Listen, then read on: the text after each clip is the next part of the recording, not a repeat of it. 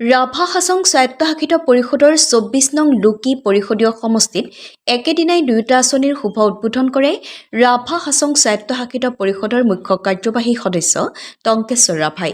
ৰাজ্য চৰকাৰৰ দ্বাৰা অনুমোদিত ৰাভা হাছং স্বায়ত্তশাসিত পৰিষদৰ ২৪ নং লোকী পৰিষদীয় সমষ্টিৰ কাৰ্যবাহী সদস্য ফ্ৰাইলিন আৰ মাৰাকৰ পৰিষদীয় সমষ্টিৰ চুকুনিয়াপাৰা, ধূপগুৰি আৰু সিংৰা পালাহপাৰাত দুয়োটা আঁচনিৰ শুভ উদ্বোধন কৰে মুখ্য কাৰ্যবাহী সদস্য টংকেশ্বৰ ৰাভাই।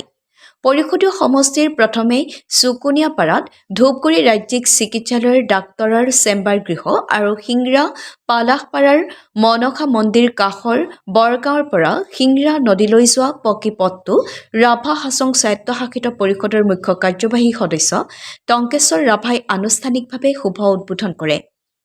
ৰাভা হাছং স্বায়ত্তশাসিত পৰিষদৰ 2023-2024 বৰ্ষৰ অনুমোদিত ধূপগুৰি ৰাজ্যিক চিকিৎসালয়ৰ ডাক্তৰৰ চেম্বাৰ গৃহ ৮ লাখ টকা ব্যয় সাপেক্ষে আৰু সিংৰা পালাহপাৰাৰ মনসা মন্দিৰ কাষৰ বৰগাঁৱৰ পৰা সিংৰা নদীলৈ যোৱা পকী পথটো ১৭ লাখ টকা ব্যয় সাপেক্ষে শুভ উদ্বোধন কৰে মুখ্য কাৰ্যবাহী সদস্য টংকেশ্বৰ ৰাভাই।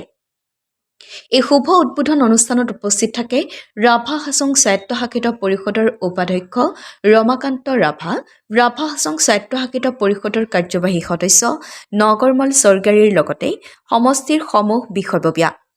বকুৰ পৰা ধনমণি মেধি ৰিপৰ্টাৰ লাইভ অসম।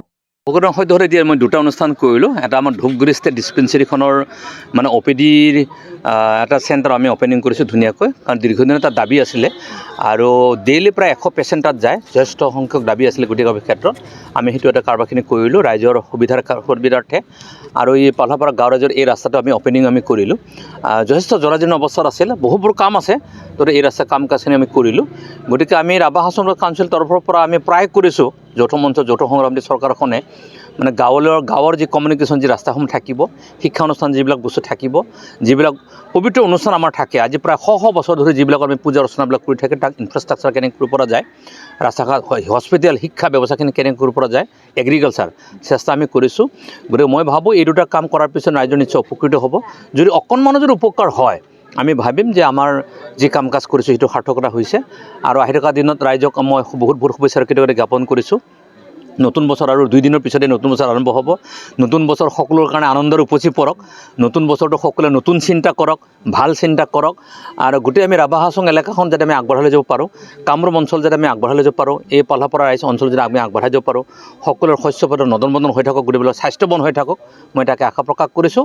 আৰু আহি থকা দিনত কাউন্সিলখন শক্তিশালী হ'লে আমি ৰাভা হাছং এলেকাত থকা 7 লাখ মানুহ আমি একেলগে আগবাঢ়িম, সকলো সুন্দৰ পৰিৱেশত আগবাঢ়িম, আৰু আমি অসমৰ ভিতৰতে এটা উন্নত অঞ্চল হিচাপে গঢ়িবৰ কাৰণে আমাৰ প্ৰয়াস আছে। আৰু সেই চেষ্টাত আমি ৰাইজৰ সহায় সহযোগিতা আমি কামনা কৰিছোঁ। দুটাকে ইলেকশ্যন আছে আগন্তুক দিনত, কেনেকুৱা ধৰণৰ? ডেফিনেটলি সন্মুখত আমি পঞ্চায়ত আৰু কাউন্সিল নিৰ্বাচন আছে, আমি সম্পূৰ্ণ প্ৰস্তুতি সম্পূৰ্ণ হৈছে। আমি ৰাইজ আমাৰ লগত নিশ্চয়কৈ আছে, ৰাইজে নিশ্চয় সহযোগিতা কৰিব। আপোনালোকে গম পায় ৰাভা হাছং 95 চনতে হৈছিল, হোৱাৰ পিছত ৰাভা হাছংখন ৰাইজৰ ওচৰলৈকে যোৱা নাছিল।